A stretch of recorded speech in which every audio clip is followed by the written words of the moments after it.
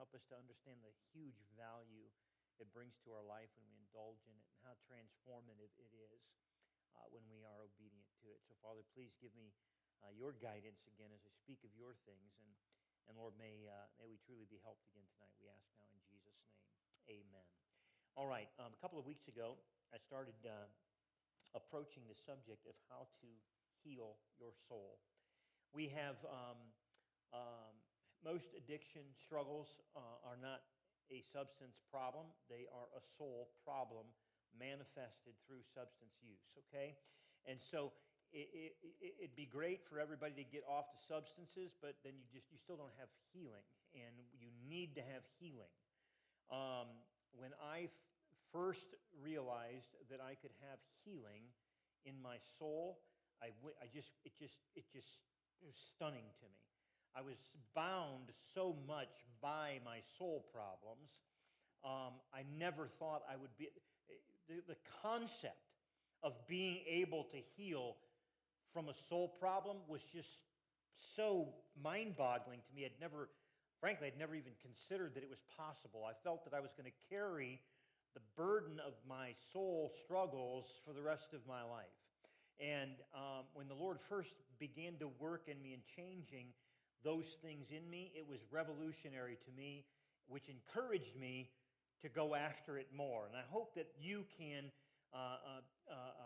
connect in that way to these things of healing your soul. So tonight, I'm going to start in some very basic things here, but in Proverbs chapter 3, beginning in verse 13, I want you to see something here.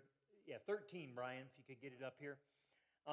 So this is there's 10 verses here, and it ends up with some stuff in the soul, but it's prefacing with what it is that brings the soul to the point of this particular part of healing. All right? Happy is the man that findeth wisdom, and the man that getteth understanding. Keep going. The subject matter here is wisdom. All right? Keep going. Next verse, Brian, please. Verse 14. For the merchandise of it, wisdom, is better than the merchandise of silver, and the gain thereof than fine gold. I cannot tell you, hold on, Brian. I cannot tell you, I've worked in wealthy people's homes almost my entire life. Pretty much my entire life. I have been in homes where people have committed suicide while I was doing a job in their homes. I have listened to the family fights. I have done everything. You'd think people would have a little more couth than when the construction guys in their house, they're in there smacking each other with things in the living room and screaming their heads off. And I've seen the brokenness in their children, because it doesn't make any difference how much money you have if your soul is still broken. You can be happy with nothing, okay? I don't want to be happy with nothing, but I can be happy with nothing because I've learned how to heal my soul through the things that God gives. But the merchandise of wisdom is better than the merchandise of silver, and the gain thereof than fine gold. Next verse, please.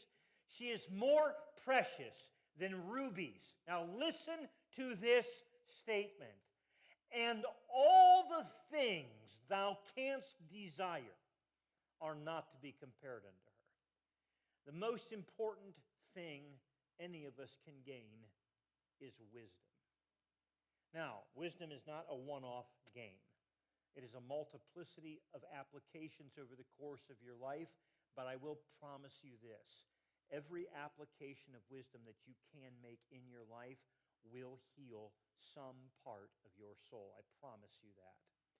Next verse, please. Length of days is in her right hand. Is that what addiction problems give us? Length of days? No, they shorten our lives, obviously. In her left hand, riches and honor. Wisdom will make you more wealthy and more capable. You'll have more substance. There's no question about it. Her ways are ways of pleasantness, and all her paths are peace. Would you like to... Is this getting a little Nirvana-esque to you? It is to me, and I'm telling you, when you gain wisdom, you will find a path. It doesn't mean there will never be a challenge, but it will mean that when you're challenged, you'll have an answer.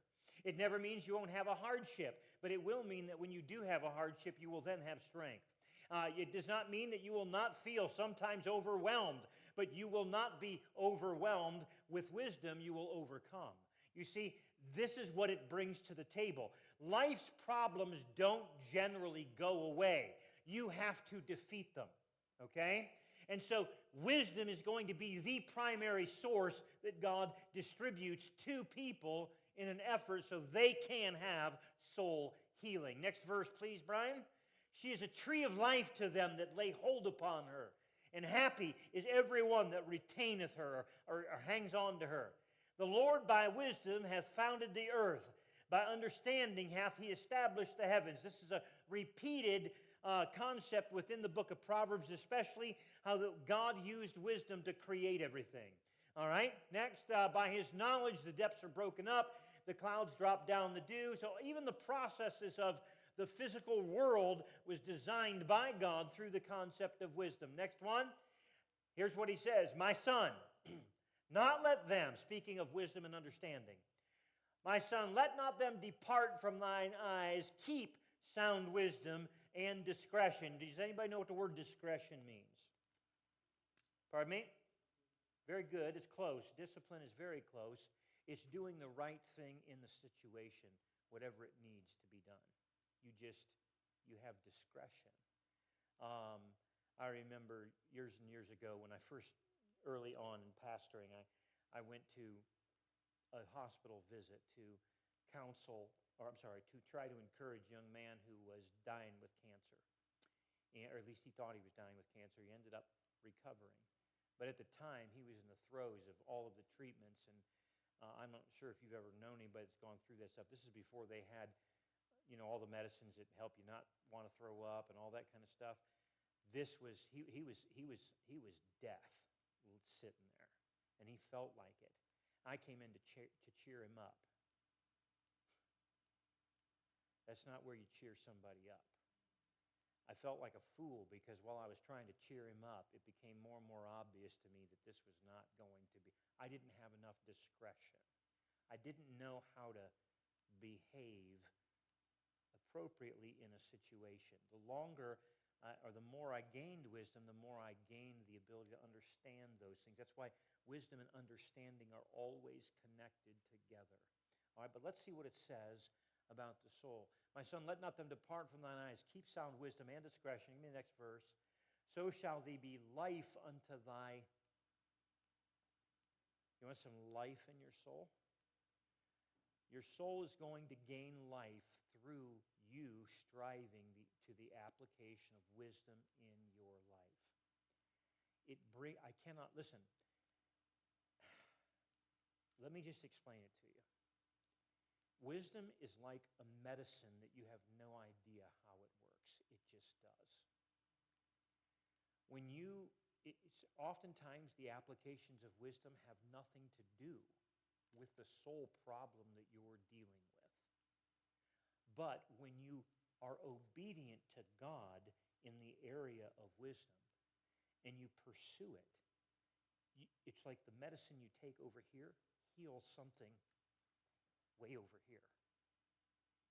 And I found myself, when I first began to understand that I could pursue wisdom and have soul healing, that I was like, man, Lord, I need this fixed, okay? Because it was the big one on my schedule, you know what I mean? And so I want you to fix this, Lord. And he said, okay, well, listen, I'm going to fix your soul if you do that. I'm like, okay, I'll go after wisdom. I'm going to go after wisdom with all my heart. And as I went after wisdom, I literally, it was so weird. I couldn't even explain how that was working from here over to there, but it happened, okay? And that's when I realized God wasn't in the business of fixing what I wanted fixing. He was in the business of fixing what he knows needs to be fixed. Because you see, a lot of times I want something fixed, but it's not the thing that's going to take me to the next step. And he knows better than I do, and he knows better in you what you need. You just need to get in a place and pursue the things that he says so that he can do the work he wants to do in you. I would never trade, now looking back on all of this, I would never trade my own will for his will when it comes to fixing me. Never did. Never did. Because I realized the peace and the balance that he's brought. And maybe I'm a raging lunatic. I don't know. But I'm having so much fun. Please don't correct me, okay? As long as I'm feeling good, man, what do I care if everybody else thinks I'm nuts, right? But the whole idea here is let God do the work, because he wants to do the work. And he will do that work in you as you make wisdom applications. It'll be life unto your soul and grace to thy neck. Does anybody remember what the word grace means? Unmerited favor. That's exactly right. You don't deserve favor, but you receive it anyways. Wisdom is not only going to bring life to your soul, he's going to add grace to your neck. Do you know why grace is applied to the neck? Because when something else is applied to the neck, your head falls off. When you get grace applied to your neck neck stays together, okay? You're not going to get your head cut off because of your stupidity. God's going to give you grace. I still want more and more grace every day in my life. I can teach you how to get more grace. I want God favoring me when I don't deserve it. I want that. That's such a key component. And if God, listen, if God is God. God is God, and he does these things because he's God, and he says it the way he says it. You got to trust him, and you got to put the work into it. Brian, what's the next verse there? Verse 23. Then, what happens? You walk in your way safely, and your foot will not stumble. The most important component for any person struggling with a soul problem is to walk in a way where you will not stumble. Wisdom will prevent your stumbling, but you got to go after wisdom. Okay? Now, you say, okay, that's nice, good. How do I get wisdom? Next week, we're going to go on a shotgun lightning tutorial on what God says on how you can apply and get wisdom in your life, guaranteed. Listen, I'm telling you, somebody taught me this. I went right after it, and I cannot tell you what God did in my life when I did this, okay? The benefits of it are just astronomical. But you're going to have to go after that. No one can make you do that. You have to do it on your own. But I will show you step by step how to get wisdom from God. If God is God, and I know he is, okay, he is going to be obedient to his own word. And when I'll show you next week on what he says we do to get wisdom, then all you have to do is follow that plan. You do that, and you'll get wisdom, okay? I did it myself, and I got wisdom. Am I the wisest guy in the world? No. Some people think I'm a wise guy, but not that kind of wise guy. But the idea here is it healed me. It healed me. I'm not dragging around baggage from the past that I'm still regretting. I mean, I've made mistakes, and I've done some terrible things in my life, but the truth of the matter is it's not affecting me now. I don't carry that stuff with me. The truth of the matter is I hardly ever even think of it anymore. And the reason is because my soul's been healed. The guilt is no longer there. God took the guilt away. The pain and the insecurities, all of it. He'll cleanse it from you. He can do that to your soul. And listen, I'm not sitting around here waiting to get on another addiction. Okay? I'm not, as a matter of fact, my whole sugar thing has been probably the greatest battle of my life. But the truth of the matter is, I have to be kind of weirdly pleased in this because it's been easier than I thought it was going to be. And it's hard for me to explain it other than I think God gave me grace to my neck and maybe healed me a little bit in spite of myself, okay? And how would you, that to me, what do you trade that? Would I pay money to trade that? No. You can't put money on that. You can't put money or a price on you being the you always wished you could be.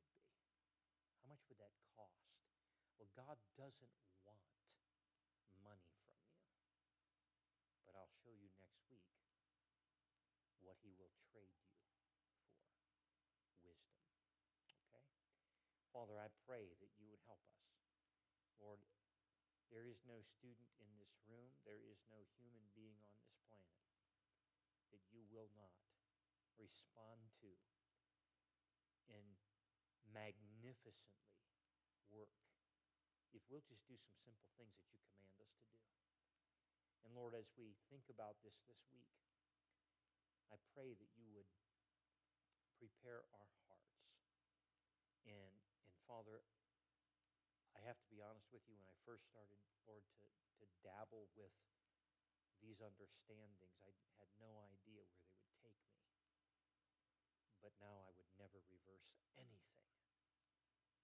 And Father, I pray that each and every one of our hearts will be challenged in a way that will it'll shock us, ourselves, in what you will do in our life. And so, Father, I pray that you would strengthen every student here. And Lord, if I could ask for something in closing tonight from everyone, is that you pray this week, each and every one of you. Say, God, I want to be prepared to receive this stuff about wisdom next week. Just think about it a few times during the week and pray about it. Because honestly, I cannot tell you the value of having a healed soul. It's so valuable. And God, I pray, please do that. Strengthen us in